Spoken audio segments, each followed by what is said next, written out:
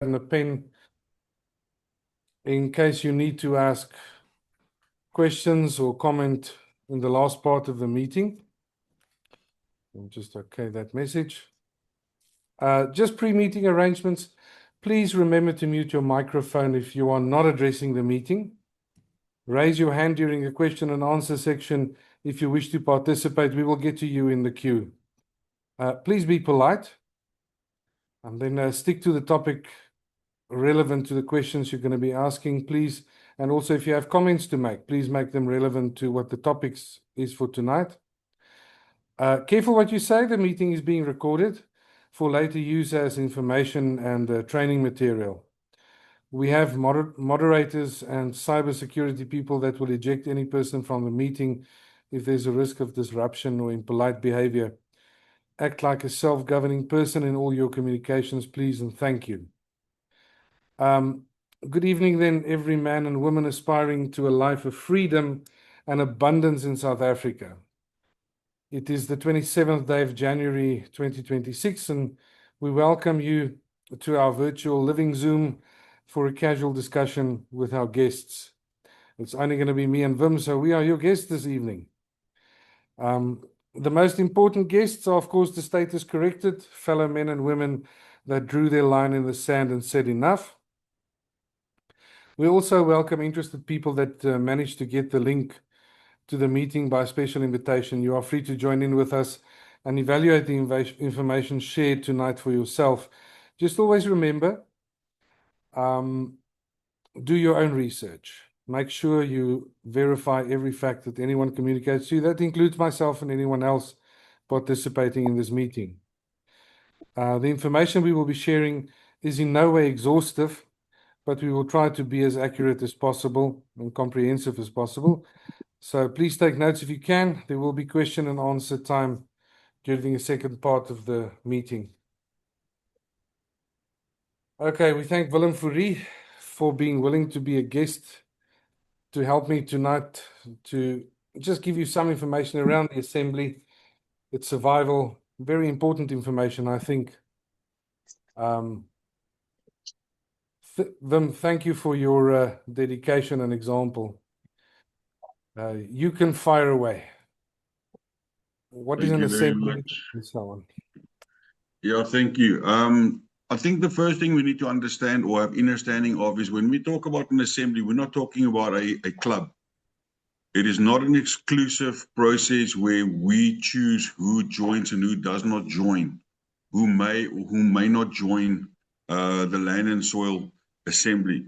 It is open for every living man and woman that have completed their 5 to 8 and or their 5 to 8 as well as their 9 to 8 document. I know the process has changed on America. Anna has indicated that in her communication yesterday. However, the Land and Soil jurisdiction of America is very different from the Land and Soil jurisdiction of South Africa, with the complexities that we have with 12 different languages and various tribes that stay on South Africa, as well as our foundation on which our current government has been constructed. An assembly is a gathering of like-minded, status-corrected men and women. The key there being like-minded. You know, we've been so conditioned through the programming since birth that we distrust those around us, but we also distrust ourselves. I mean, the way we treat others is exactly the way that we see ourselves. So if we don't trust others, it means we can't trust ourselves. So the like-mindedness is the key for us in this process to actually collaborate within the assembly structure. All right, and it's not only in our lives that we do the collaboration and being like-minded with our loved ones, but it's also within the life of the assembly. It's made up of people who understand that governance is not something that happens to them. It is something that you participate in. And that's a very difficult process for many who find their land leaks. I've noticed over the last, going on 3.5 years now, having been involved in assembly business, that despite the fact that men and women find their land leaks, they still don't have the proper understanding of what it means to be self-governing. Most are still waiting for someone to feed them a little something instead of picking up the spoon and feeding themselves. And that's going to be vital to not only your success in the time that, you know, we're breathing, but it's also going to be vital in passing that on to the next generation to actually equip them on how to be self-governing and what it means to be self-governing. Let me just mute you quickly. Members of an assembly take an active role in shaping the systems that affect everyday life. Governance itself, taxation, finance, safety and security, commerce, occupation, and the broader function of the country. So when you look at an assembly and you've had a look at the proposed structures of the committees and the pillars, there's much to be done. I mean, it is important that every man and woman, as Anna says, who have been reconveyed and or status corrected, become part of the life of the assembly and proactively contribute to the construction of the lawful government side. In her article, she states that you have to have a very good reason for not participating. You know, so that also in itself is a very difficult one for most men and women who do not believe in the abilities that they have in order to actually achieve or accomplish something that is worthwhile. And I've seen many men and women with so much ability and gifting sit on the sideline and observing the war and observing the actual process rolling out in front of them instead of participating and contributing the gifts, talents, and abilities they have to establishing the very thing that we believe will affect the generations to come. So it's important that you participate in the assembly. All right. Members of an assembly take an active role. Like I said, as an assembly, this is where responsibility turns to the people. You know, from the onset, it looks like it's a top-down approach for the assembly. But it's only in the beginning because somebody has to start the process. You know, and I mean, I've seen many men and women in the assembly structure refer to administrators as my leader, etc. We know what is leader. We are leading ourselves. We are just trying to set a proper example of what needs to be done and when. And when we know better, we do better. You know, I've used this example when I started in the assembly a couple of years back. I started off as, you know, the creative department and I was doing the social media ads. I've actually seen Jardine, Jardine, where is she? Emsley. She's also come on board. She's actually heading up our creative department at the moment. She's doing a phenomenal job with that. And where I am today is not even where I started.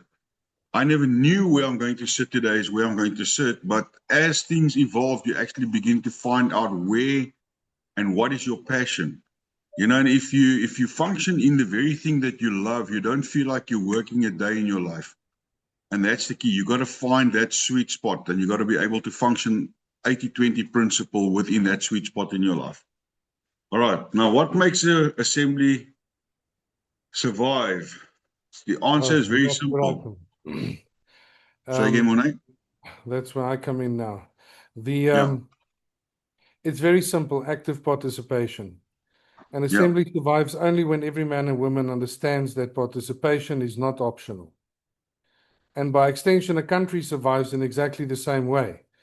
We don't have to wonder why South Africa and every other country on the planet is doing as the way they're doing at the moment. It's because the people aren't actively participating.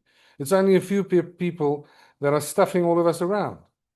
But it's because most of the people are just basically sitting, waiting for someone else to either serve them, push them around, or tell them what to do next.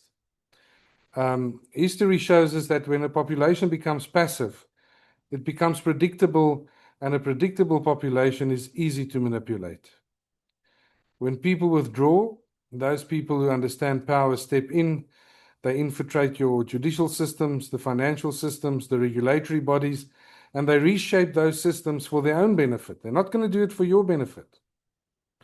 This is why the saying exists, people get the government they deserve. Government will never rise above the quality of the people who are actively involved in creating it and keeping it alive. Now, for everyone in South Africa, you should decide who you want creating your government. The criminals running the setup at the moment, or you want different people there.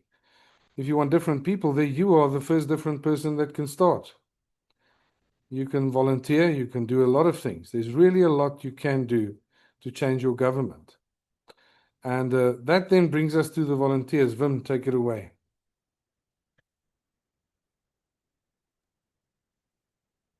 Okay. Just see where we are here. Okay. At the heart of every function assembly is the volunteers. You know, volunteering is probably one of the most ungrateful functions that any organization may have, because there you have people that do the work, fulfill the vision and mission of the organization without any form of remuneration for that. You know, if you look at the church structure, church is probably the biggest organization that has been able to garner and harness that specific function and willing heart of people. But the same passion that we have for establishing the kingdom is the same passion that we have to have, if not more so, while we are alive on land and soil. Because I don't only want to have the benefits when I die and go to heaven. I want to have the benefits while I'm alive. And again, like I said, if you operate in your passion and you set yourself on fire, people will come and watch you burn. So if you burn with passion for a specific purpose within an assembly, that will attract people. And we are able to connect people from a passionate perspective, and you are convinced about the very thing you are communicating with them. That is what will let people who actually want to join the assembly. You know, speaking out of lack of knowledge or lack of passion, usually it's like, I say it tastes like sour milk. It's something that you don't want. But when it's exciting and you can see the positive attributes of how what you engage in have actually changed your life, that will be the convincing factor to those that you are actually engaging with on a day-to-day basis. In time, an assembly should become self-funding, but that only happens when real structure exists. Structure strong enough to earn voluntary support of men and women who believe in keeping it alive. Again, believe in keeping it alive. It's easy to get involved when you don't know much, but then 6 months down the line, it's like a new marriage, and all of a sudden the honeymoon curtains moves away. You wake up one morning and you actually smell, your breath smells in the morning when you wake up. It's like, am I still going to stay married to you, yes or no? That's where you have to make the decision when the honeymoon curtain or veil lifts and you start seeing the real colors and you start seeing the real smells of what it is that you're involved in. Are you committed for the long haul? That's the same, that's the process here, because when you get into assembly life, it's for life. This is a marriage. It's like entering into a joint venturing business with somebody. It becomes a marriage. I always use an example saying, imagine I tell my wife 364 days a year I'm exclusively hers, but one day out of the year she can't ask me anything about what I'm busy with. And the key to being volunteers in the assembly is full transparency. We have to be transparent with one another in the functioning and our activities as volunteers in the assembly. That is the only way that we can govern collectively and make a collective decision that will either protect or destroy through lack of transparency. We have to be very certain about how we want to engage as a volunteer. I always say just give it 6 months. The fruit will eventually start showing, the colors will start showing, and we've seen it over and over in the life of the assembly. Within 6 months, you start seeing the character of people that join the assembly.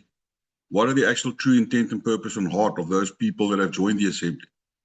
You know, so with our process, we've set some measures in place, and it's important that we have those measures. But again, we don't play God deciding who can and who can't. If you want to become a volunteer, the process is simple. You complete your volunteer form. We'll take you through a process, which is the first step is your meet and greet. Once you've gone through your meet and greet, you'll receive a welcome email. The welcome email will have a document attached to that, which is the how to build an assembly document. And then once you've received that, through your reply email of acknowledgement, your 3-month, which we refer to as a probationary basis, will actually begin. You've got 3 months to work through your how to build an assembly manual, maximum. If you complete it earlier and you're ready, there's no test. It's just you will then be vetted, and you will then complete your decorum and a couple of other documents that will confirm that you have read the document. And then based on your interaction and your proactive collaboration in establishing the land and soil, we can easily see whether you have completed that document, yes or no, by the way that you co-constructing the lawful assembly on land and soil. So it's pretty simple. All right. Volunteers are not people that look for immediate reward. It's somebody that sees the long-term vision and is willing to pioneer. And I say pioneering is always a different thing. It's like walking through the jungle, not knowing which direction. You've got a machete and you actually have to chop the path open in front of you. But if you've got 20 people in the queue following you, although you're the one doing the chopping, those that come after you have a better path to walk than what you did because you were right in front. And that's always the difficult part as a volunteer, to actually take the machete and start chopping a path so that those that come after you can benefit from the path that you've walked. All right. So volunteers take the real work, administration, research, connecting people, connecting groups, engaging, outreach, educational materials, marketing, whatever the case may be. If there's a need, meet it. That's part of the process. Eventually, we all believe in what you sow, you reap. What you put out, the energy you put out will come back to you. The benefits that you put out, the good things and the bad things that you put out in assembly life will eventually multiply and come back to us. So that is where we've got to be very certain the intent of the heart when we engage in something. Because look at it, our maker only sees the intent of our heart. He doesn't see anything else. So if the intent is to cause blessing and benefit, then that's what will be evident at the end of the day. But if it's the opposite, then it's part of the dark side, and that will also be exposed, because whatever is in the dark will be shouted from the rooftops. It's as simple as that. We don't have to search and go scratch and look for smelly scenarios. They eventually reveal themselves in due season. So, in truth, the volunteers are the lifeblood of any assembly. And that is why we value that you've all taken the time to be here tonight. Okay, yes. All right, so with that, Monet, over to you. There's two types of people that we encounter in the assembly. There's the guys having an active participation, and then what I like to call pacifist voyeurism. Attending meetings faithfully, listening carefully, and doing nothing afterwards is not participation. It is voyeurism. It is no different from watching thousands of videos about corruption, injustice, or dysfunction on YouTube and never acting on any of it. You just know about it, but you don't do much. And that's how we've been conditioned as society. And it will be a real great day if most people that watch this meeting or look at our material on social media actually finds themselves a way to do something active. Write a letter, join an assembly, apply for volunteer status. Active participation really means acting on decisions made in meetings. It really includes contributing time and effort and advising where appropriate, participating in decision making, and encouraging others to do the same. If you can only watch and do very little else, at least spread the word. Go and tell someone else that you think might be able to contribute and help establish a different governance system in South Africa, because that's what essentially we're busy doing. Otherwise, an assembly is just basically a lot of people whinging about government and trying to gravitate towards the land and soil jurisdiction, but there's no action. There's nothing happening. It's just talking. Then volunteering doesn't mean sacrificing your family or your livelihood for the cause. It means really you're offering your spare time and your skills responsibly and intelligently in service of something much larger than yourself. Those efforts will matter. They affect the lives of people now, and they will also affect the lives of people still to come. So, and with that responsibility comes transparency. A volunteer must be prepared to be open in almost every aspect of their work. Everything they do will be scrutinized, checked, balanced by supporters and critics alike. This is not a type of job to take lightly, really.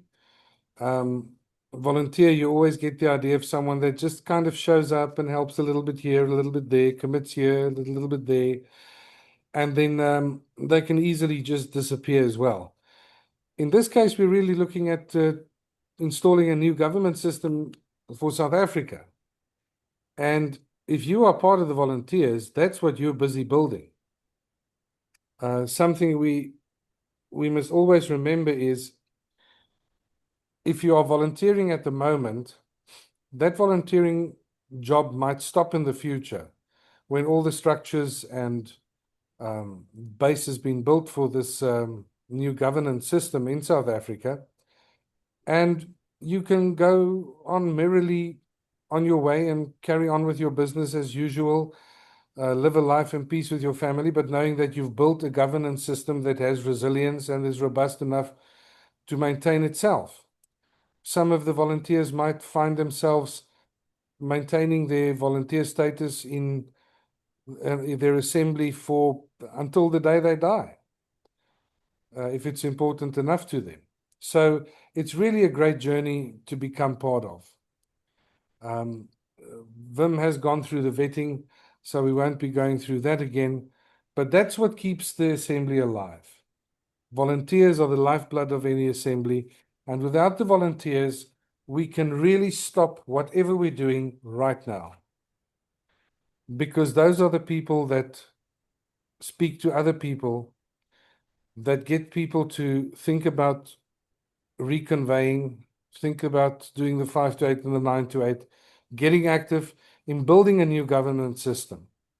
You don't need a lot of reasons to form part of an assembly or to start one in your own area. You just look at the news. Look at what's going on in social media, what government is doing, this Mdlandla Commission. If there were people that did what the assembly aspires to do, like that in the 80s, the 70s, 80s, and 90s, we would not have been at this point in South Africa. And that we must be very clear to ourselves. It's because most of us sat on our hands, did absolutely nothing while everything just moved past us and other people usurped the authority and changed government into a well-serving criminal organization. And that's what we're here to stop. But we need the volunteers. Volunteers are our lifeblood. And not volunteers just for the main assembly, wherever you are at. The small assemblies, those are the assemblies we really, really need. The main assembly finds itself now basically with a top-down type of activity. But in the end, every assembly in every town or area or tribe is supposed to be the government. This assembly, the main assembly, will take on a very different role if all these assemblies have been established throughout the country. They will really be executing the will of the people and just coordinating and making sure that there are always enough volunteers to watch every judge, every policeman, every station commander, every politician, every person that is anywhere in any office in government will be watched. Every criminal will be seen, and everything will be run the way we want it to be run, if we keep on working very hard and maintaining our volunteer status and working hard towards our common goals. And that is all I have to say. We can now go to questions and answers. I see Willem raised. Is it you, Willem? Oh, yes. I just want to get something in as well based on the topic you just mentioned, Monet. I think and I want to drive home the fact that in America they refer to county assemblies. In South Africa, we are building canon assemblies, built on the canon structure, or canonical structure. Say again? It's a canton system, Swiss canton. Yeah. It's actually adapted Swiss canton system. Yes. So the important thing there is that although the South African Assembly is the national, the state assembly, the National State Assembly does not dictate or decide for anyone within your, let's call it, so that you understand what we're saying. Let's not refer to cantons, let's refer to your municipal districts. We do not decide for you where you reside, what is good or bad for you. That's why it is so vitally and critically important that you establish your canton assemblies or your neighborhood assemblies or whatever we want to refer to them, just so you understand what we're saying. It's very important that you establish those assemblies. Now, if I may, I think, Kevin, you're heading up the PE assembly, is that correct? I will not say I'm heading it up. I'm part of No, the PE assembly. I'm sorry to put you on the spot. I just want No, to ask you a question, and I want to use a problem. point. Now, Kevin is from a province on South Africa called PE, because I see we've got some international guests here as well. So for their purposes, I'm just elaborating on this. Although the de facto is referring to your province as Gebera, which was formerly known as PE, what have you guys decided to name your canton assembly?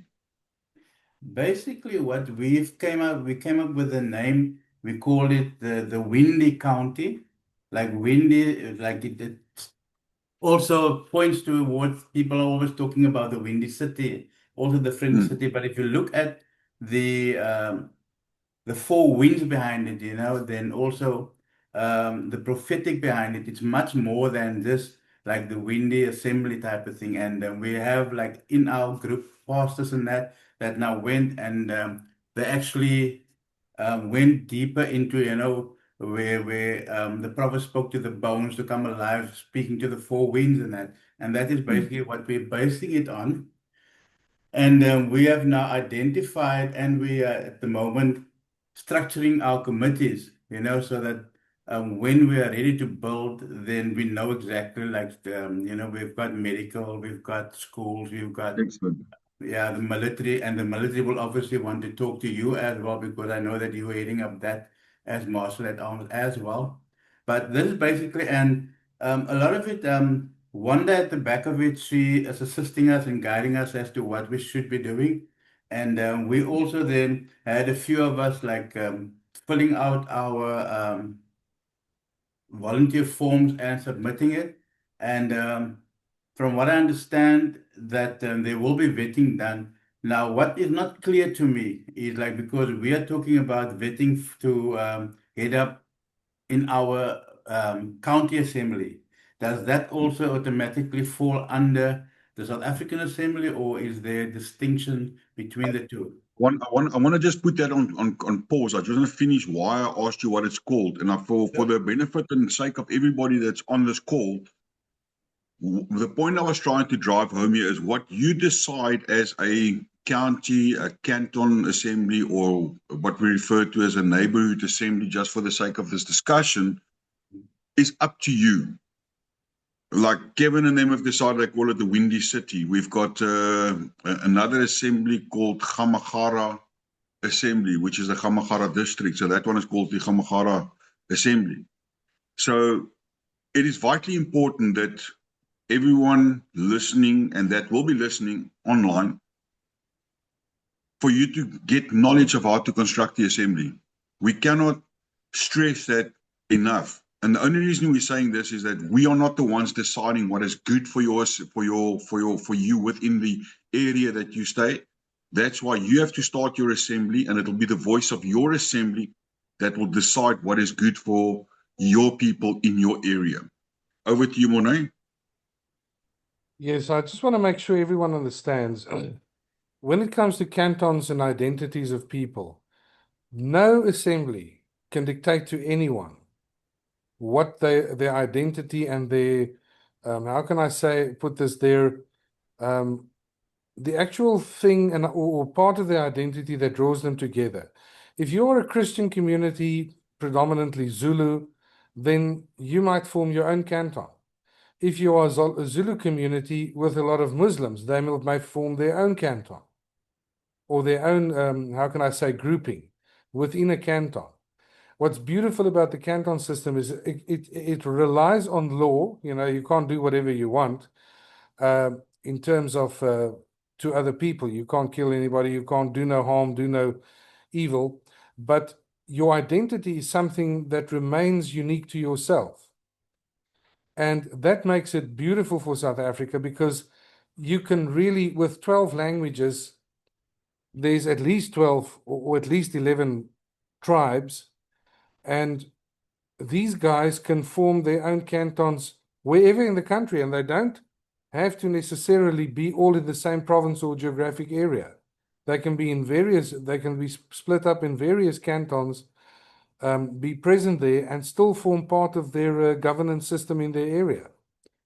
So that makes it a beautiful system. You don't sacrifice any of your identity. You can really be free to associate and effectively associate with whomever you choose. Yeah, excellent.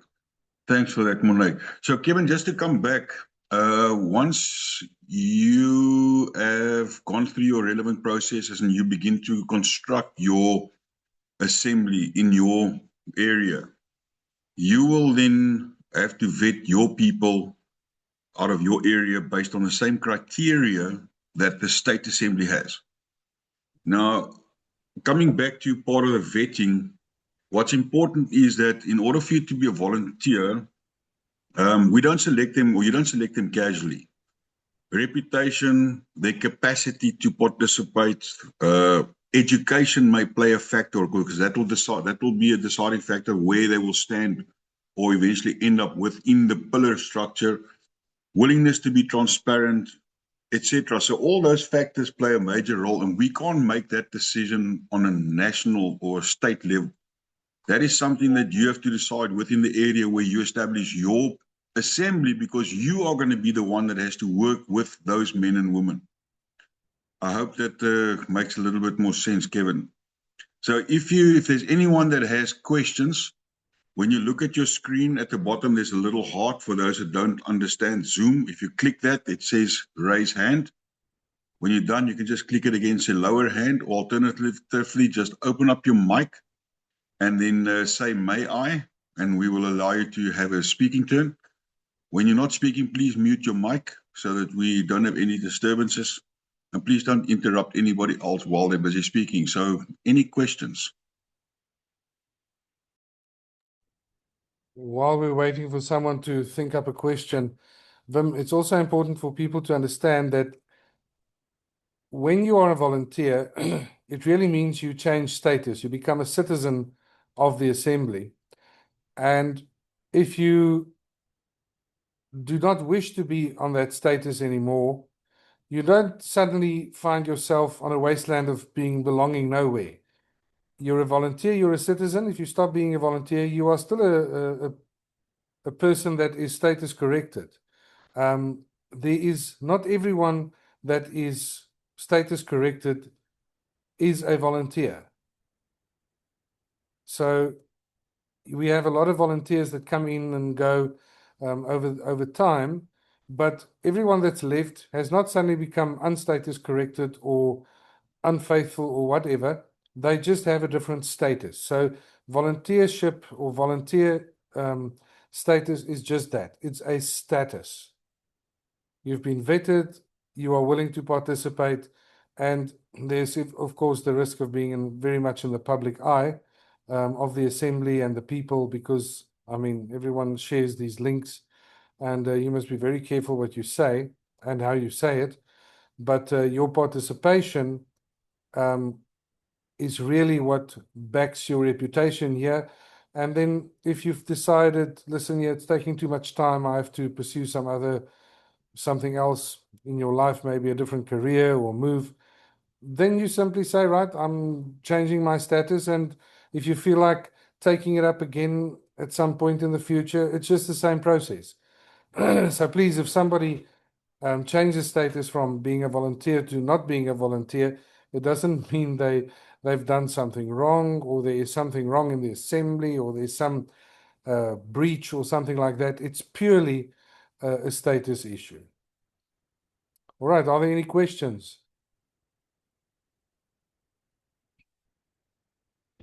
Dave Mendes? You can speak, Dave. Good evening, everyone, or good morning, depending on what part of the world you're in at the moment. Just a quick question from my side, and forgive me if this sounds ignorant, but I'm fairly new to all of this. So, Wim, you mentioned the canton system, and you mentioned how neighborhoods or smaller groups, cities, let's just refer to cities and neighborhoods, can form their own assemblies, etc.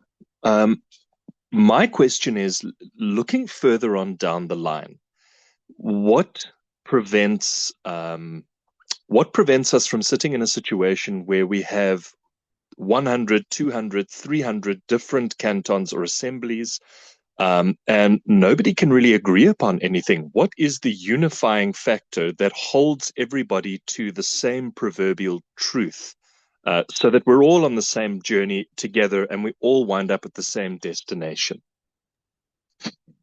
Yeah, Dave, thank you. That's an excellent question. I'm going to leave over to Mornay to answer that for you. Mornay?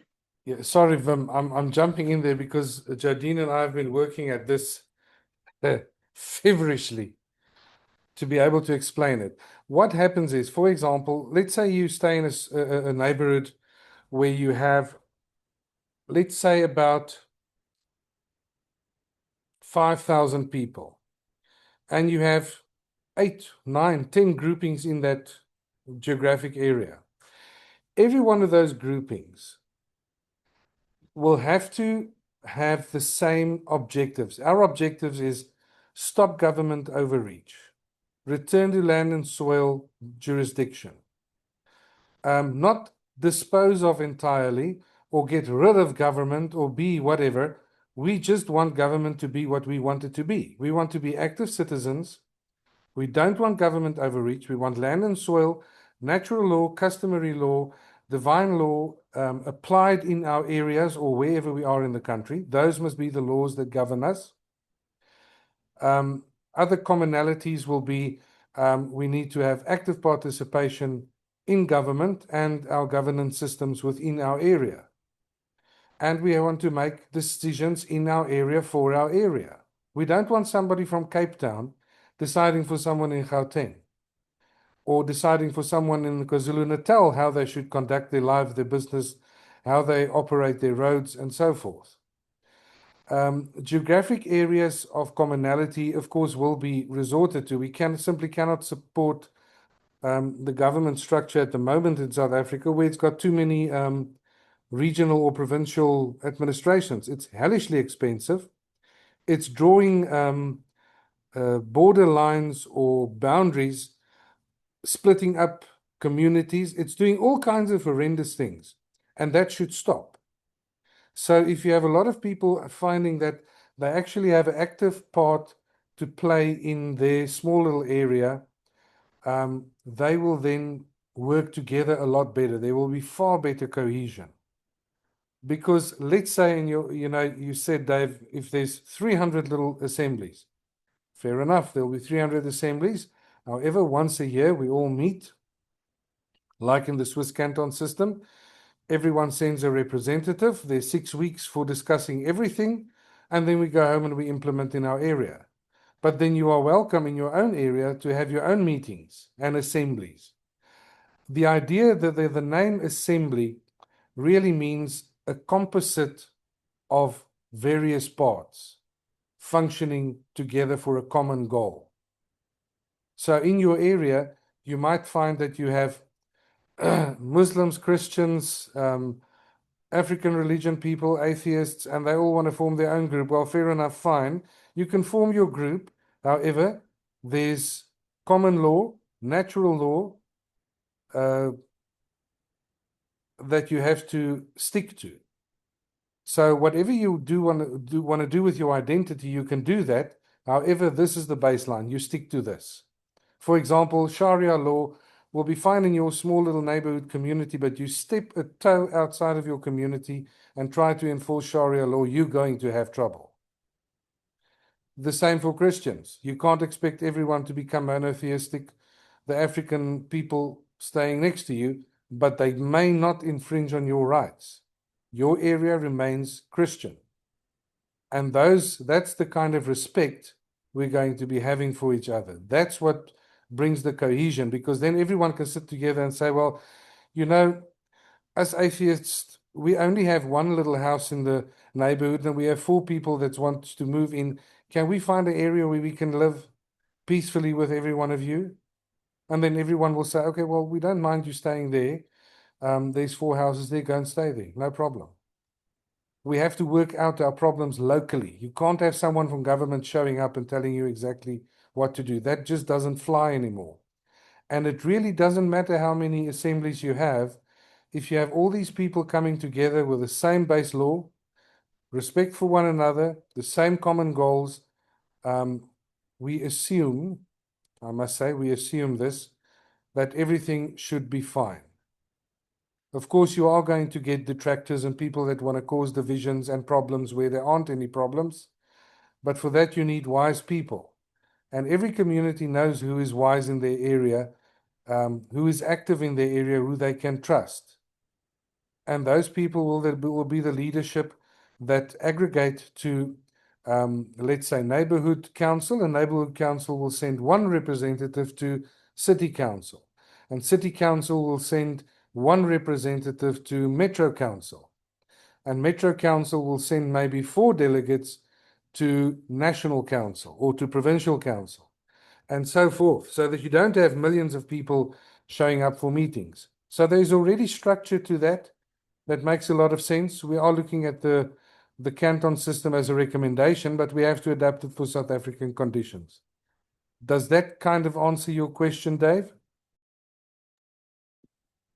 Morne, you've done a very good job of answering my question. Thank you so much. I really appreciate that. If you would allow me the liberty of sort of throwing forth a follow-up question, is I hear what you're saying, and what you're saying, I think, is what a lot of people in this country have been saying around a fire or at a braai or around a dinner table is, I've personally attended many a braai where people have said, you know what, we've got so many people in this country, we've got so many different groups of people in this country. In fact, Wim alluded earlier to the different languages that we have in our country, which points to different cultural identities and groups that we have in our country. And, you'll have people saying things like, well, we have people in this country that buy into the ideologies of, for the sake of examples, the EFF. What if we just carved out Limpopo for groups of people like that? And what if we said, KwaZulu-Natal, which, by the way, is about to be, they're pushing to rename it KwaZulu instead of KwaZulu-Natal. But, what if we carved out that for those people, etc., and, they were able to have that space, etc.? Would that work? And I almost envision, and please, you must feel free to correct me because I'm open to learning here, it's almost creating a federal system whereby people are able to group together wherever they are, and they're able to be governed by a set of laws that they agree upon. And as you've said, Morne, if the next neighborhood is Muslim or the other neighborhood is Hindu, they've got their set of laws that govern them. But these are a set of rules that are able to ensure that we're all able to coexist peacefully. And am I understanding this correctly? Indeed. Look, we are all noticing that society have been engineered for division and problems. If you look at the party system in South Africa, parties are vying for support in every conceivable corner of the country. Why? Why? Why would you assume that you're going to have people everywhere supporting your views, and how are you going to conceivably implement those crazy ideas you might have everywhere in the country, and you have to vie for that in a parliament? It's all a dreadful construct, or you can see there's a dark hand in designing government the way we've had it up to now. And we have to undo that. We have to unravel it and say what works for us. We cannot accept anyone telling us what to do anymore. The man on the ground, the people on the ground, have to decide for them in it, and it starts in their own area. If you, for example, have people are saying, no, but what about the mining guys? They're digging up these huge pits and you can't move, and they've got roads. And I said, what will they then do? What about taxes? All of that. We all will be able to solve those problems if we come together in respect as people. But at this stage, you've got a bunch of business people posing as politicians or party leaders, hoping to get another stint in Parliament, earning way above R1 million a year.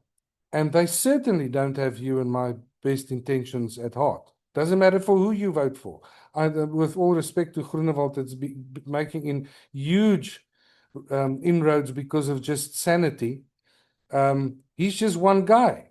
How's he going to run a canton in the Eastern Cape? How's he going to run every small little community? He cannot. Community must run community. And we must decide on our solutions. That's how we're going to make it work. And, you know, as far as political parties, that kind of thing, they will probably not exist in the future because they will become superfluous. You'll have people representing the judicial side of life, the jural pillars. You'll have the financial pillar that has its own means and ways of deciding things. You'll have administration. And then from there, they will dictate to places, to organizations like roads. There'll be national roads and there'll be local roads. But the money and the funding...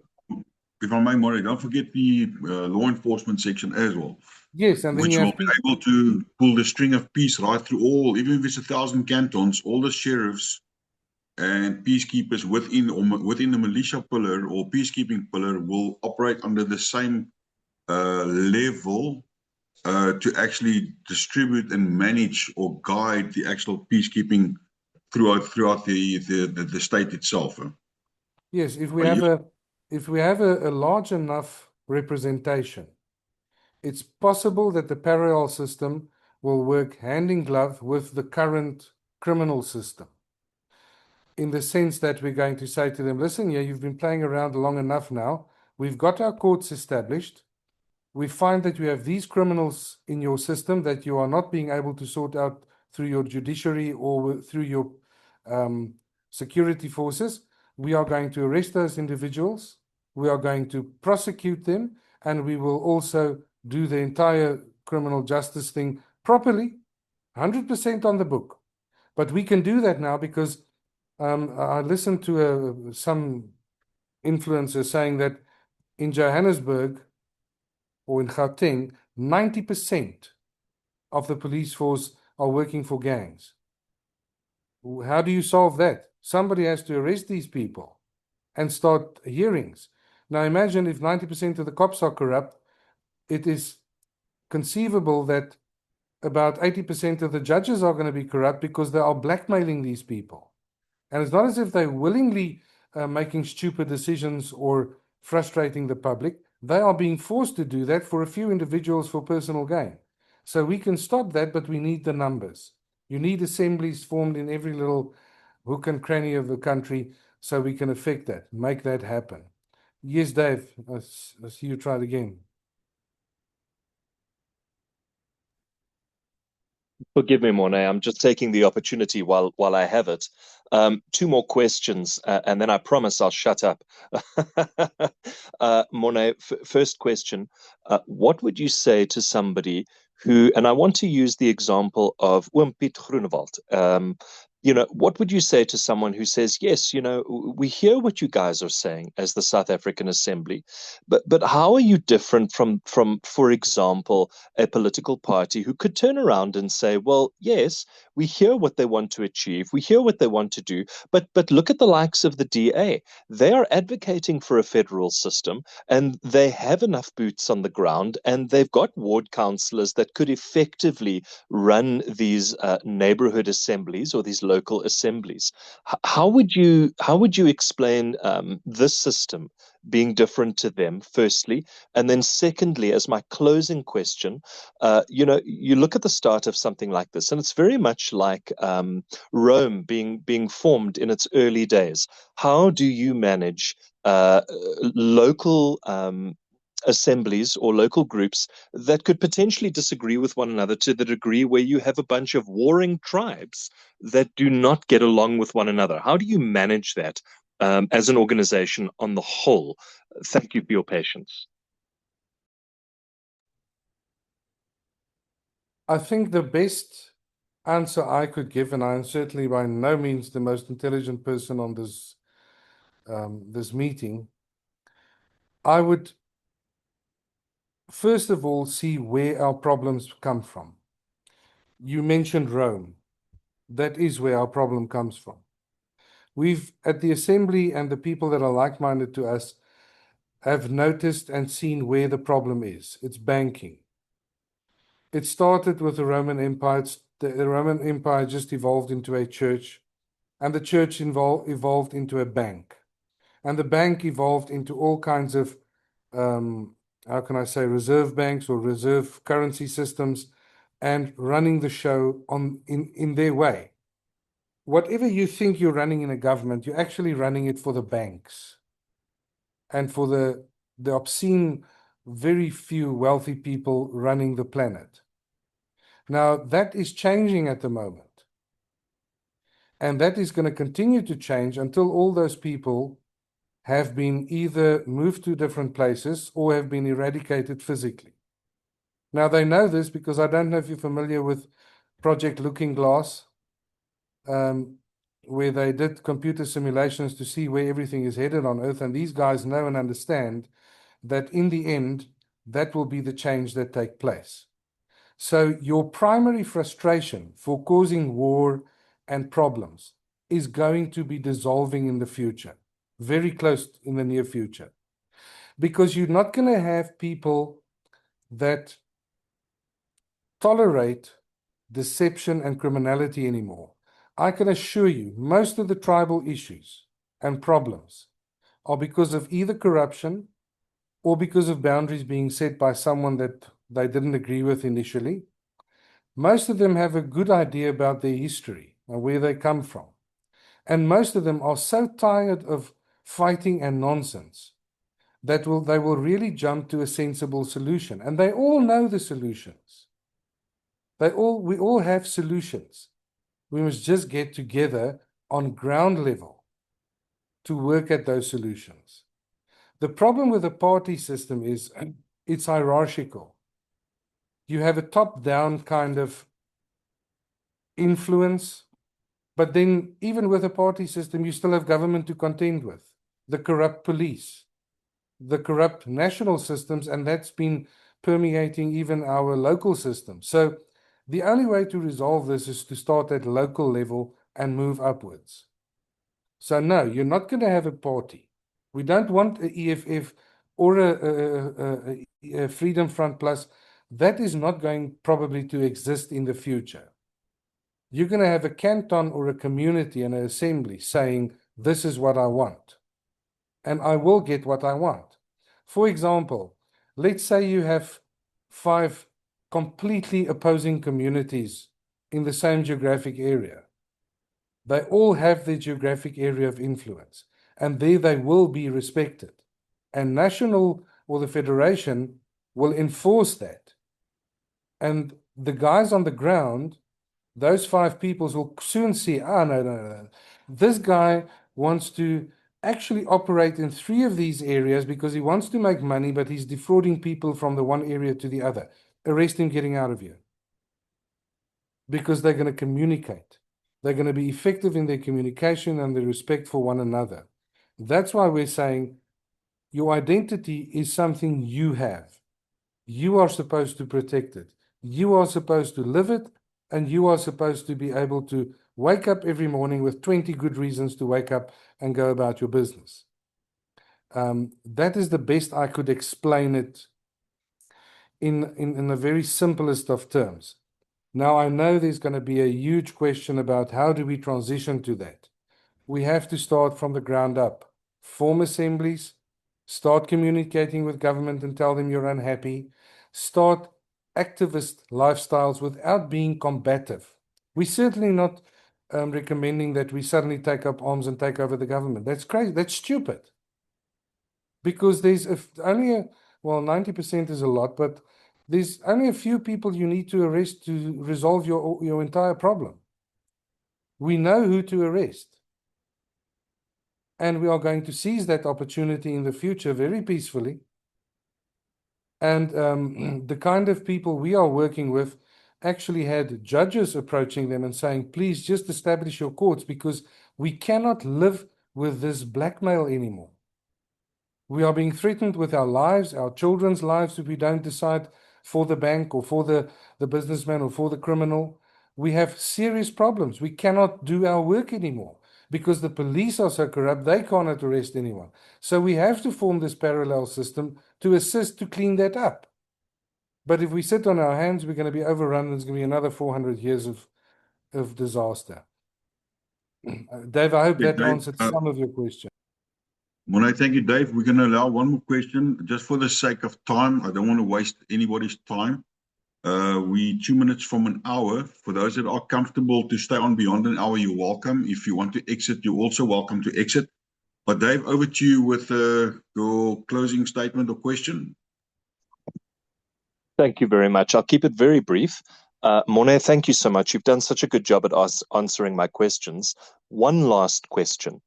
There are many in this country who say that we have a democratic problem. I don't believe that we have a democratic problem. I believe that our issue is not democratic. It's majoritarianism in nature. And so my question to you is, how do we deal with that? How do we address that? If you have a majority who feel a certain way about something, but we know that that is inherently wrong and it doesn't align with our values, how does the assembly protect itself from that?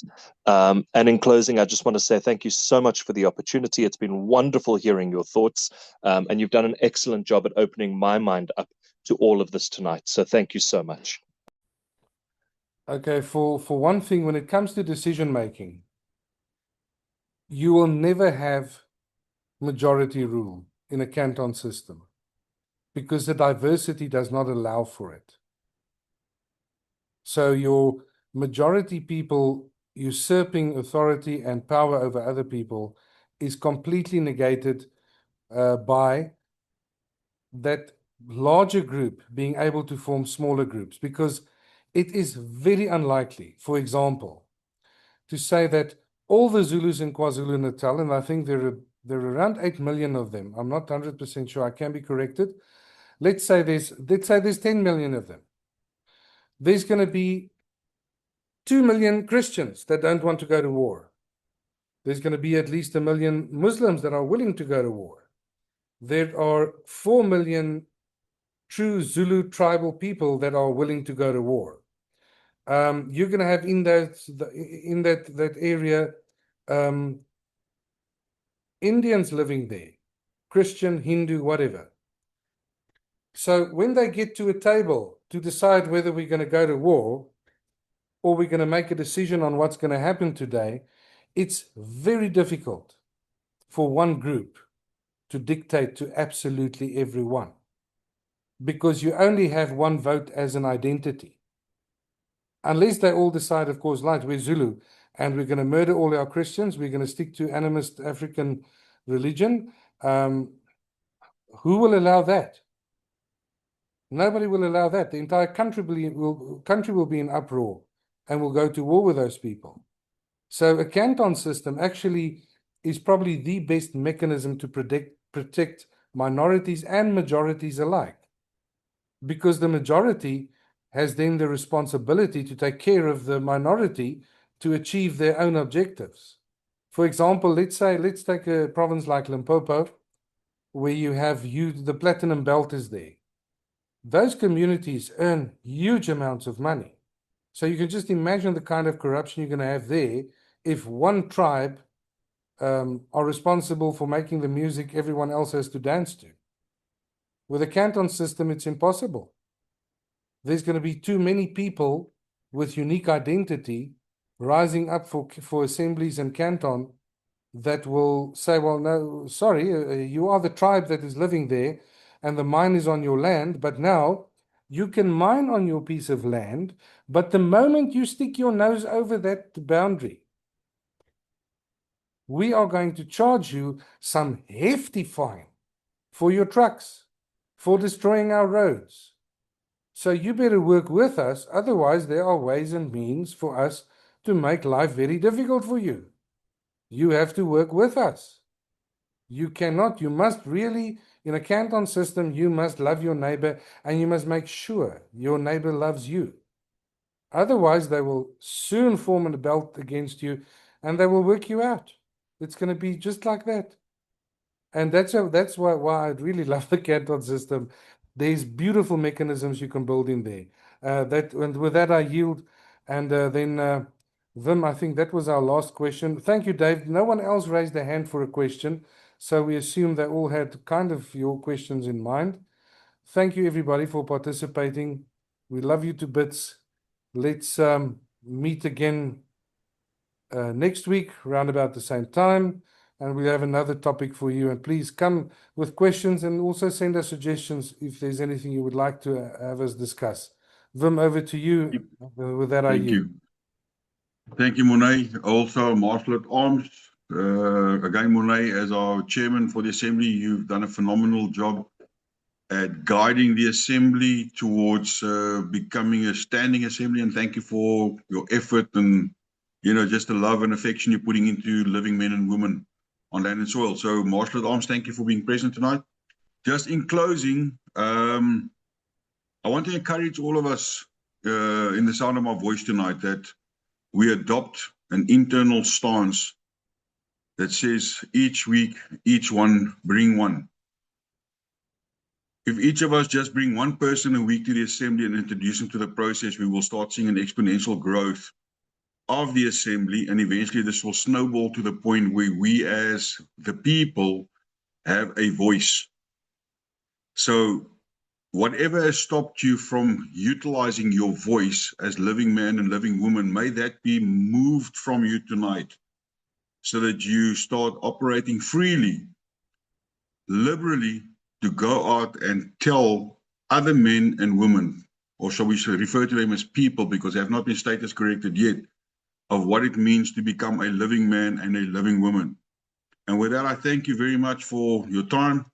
If you have any questions, please also keep a lookout for the Telegram channels for all of the current members, Jardine and everybody else from the South African Assembly that's taken the time to be here. Thank you very much. And the document that Monet alluded to that they've been working on explaining how this works will be dropping on the Telegram channel very soon, so keep an eye out for that. Thank you very much, everybody. Good night.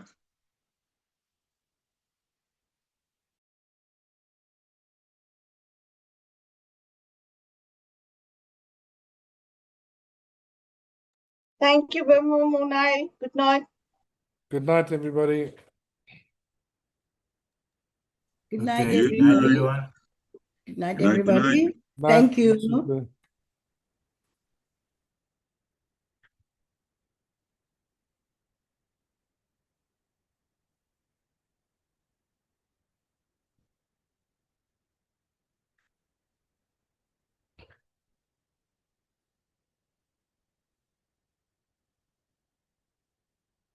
Okay, Willem, I think we can stop the recording. Will you stop it?